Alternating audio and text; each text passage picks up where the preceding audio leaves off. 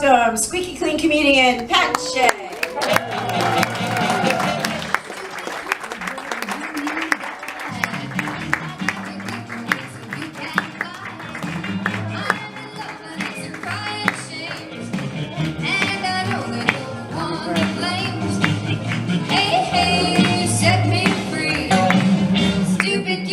Stop picking on me. I can't do the homework and I can't Frank just wants to keep playing the song. He's just like, hello! Hello! Oh, thank you so much for coming today. This is so exciting. And I can feel Frank going tick, tick, tick, tick, tick, tick, tick, tick, tick, tick. So I won't be on very long, but I'm very excited about tonight. Thank you very much for Karen and your fabulous dog act. Yes. All of your wonderful dogs. And 15 years ago, Rick and I did open together for, I think it was like Stars of Tomorrow or something. And once again, the dogs took over the night. I followed the dogs. People were like, bring the dogs back, bring the dogs back. But I don't know if when he was talking about that the dogs have a movie. Jilly was in these movies, went around the world playing poker, doing all these things. Here I am in heaven. The dogs have gone on to be multi-millionaires. Here I am in heaven. No, it's been wonderful, really, to be wonderful here. But while I was like on break, I got a phone call from my cat. Not too happy that I was filming for Rick, for the dogs. She's not very happy. Well, she's very upset with me these days. She really is. Because I just took a long vacation, came back. She was a little annoyed. And I heard her on the phone. And she's like, she's got to get out of here. She's just cramping my style. And she's like, she's got to start dating again. She really has. She's just been hanging around this house. I can't get anything accomplished.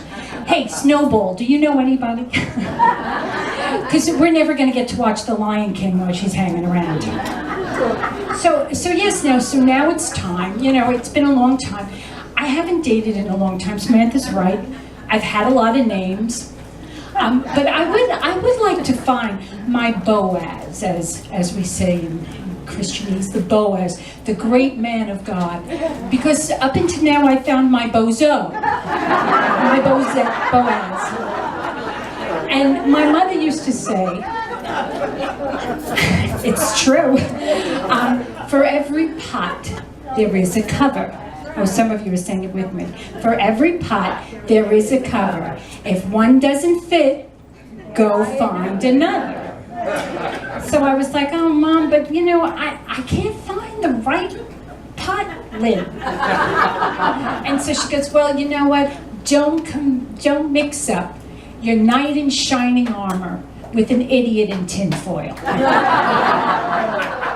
And quite frankly, your love life's been like brought by Reynolds Wrap. So I was like, all right. So I was thinking, all right, I really need to start dating. I need to get out there. It's been a long time. Even you, what are you doing later after the show? No, it's really, I have not been very lucky at love. So one of my friends said, why not try online dating? I'm like, And so I said, those apps, I don't know, they really should write, what the people who market them should really market them saying what exactly they are. Like plenty of fish. Should just be called the Dead Sea. Because there is nobody out there. It's dead as a doornail. And like seniors meeting seniors, which I personally loved, should just be called elderly encounters. And like, just be real. Just say you're gonna pick me up at 4:30, we're gonna toast each other with Ensure, and we'll be home in time for Jeopardy. We'll be home. But my favorite one my friends were trying to get me to be part of was called Our Time, right? Our Time. It's now our time. What they really mean is, you're out of time.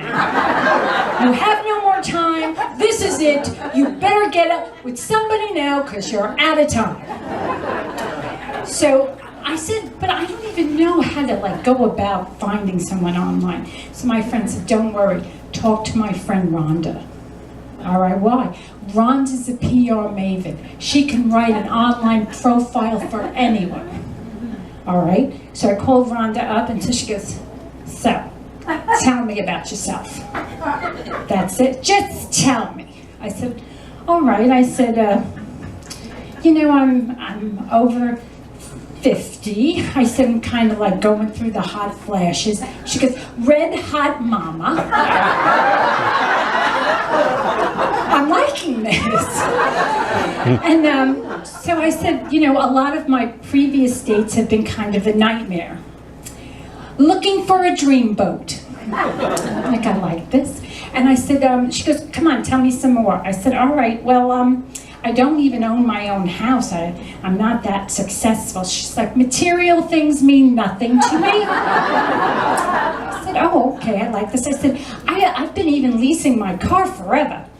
I believe in long-term relationships. I said, and I have a 27-year-old who's still draining my bank account. Family is everything. I said, this is gonna work. So I put my online profile on there, and my mother says to me, so, you're gonna go out like that? I said, like what? She goes, I'm just saying, you might wanna do a little, you know, with your hair, maybe your makeup, maybe you want to.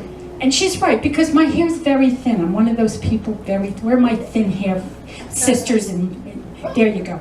I have very thin hair. I will buy every single product that will promise me that I will have a mane of hair. Yeah, you too? So I happen to be 3 o'clock then, you must know, 3 o'clock in the morning, there's this product by a man named Chaz. Oh, she's gotten it. Chaz Wynn. She knows his last name. I only knew him by Chaz. So Chaz, like, gets this bunch of women like my age, very thin hair, and I'm like watching 3 o'clock in the morning, and he puts this spray on, and they, oh, and I'm like, oh my gosh. They've got hair like Mufasa.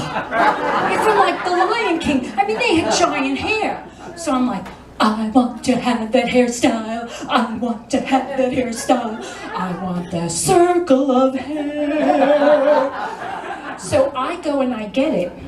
And my son is reading the box.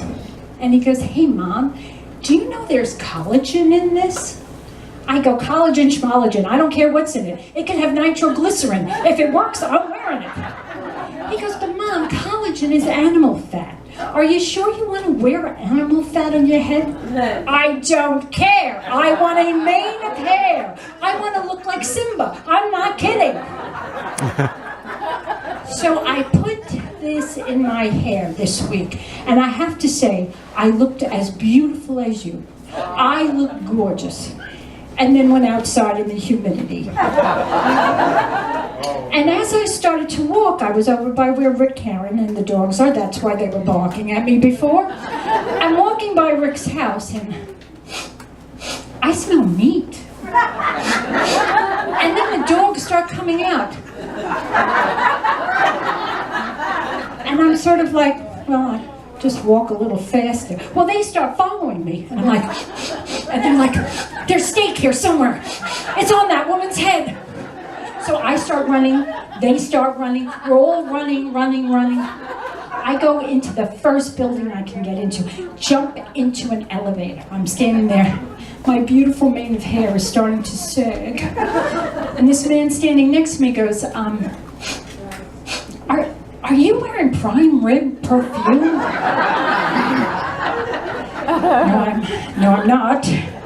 So I get out of the elevator, so I'm standing there, and there's a group of young kids there. They're from a local chorus, and they're just practicing. And this one woman goes to me, she's like, are you all right? And I said, why? She goes, because there's a whole bunch of dogs coming at you right down this way. And I'm like, oh my gosh. And some kid goes, I smell Applebee's. Like, I smell riblets. And all of a sudden the choir breaks out in, I want my baby back, baby back, baby back, baby back.